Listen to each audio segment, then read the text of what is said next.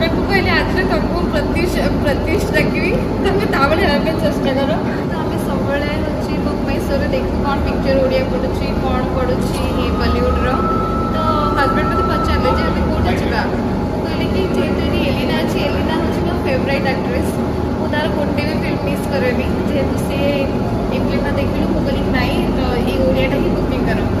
आउ ये देखला पर एत सुंदर लगला 10 आउट ऑफ 10 रु 10 ही देवी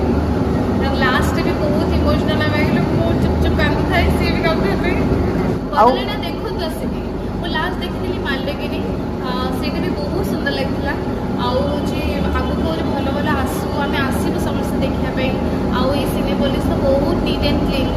आम यू ही सब आसू ओडिया फिल्म देखा बहुत पसंद करूँ बुक स्टोरी आम देखिलु आर्टिस्ट मान देखिलु आमको इच्छा है आसिलु आउ तार जर्नी करी तो बहुत भल फिल्म करती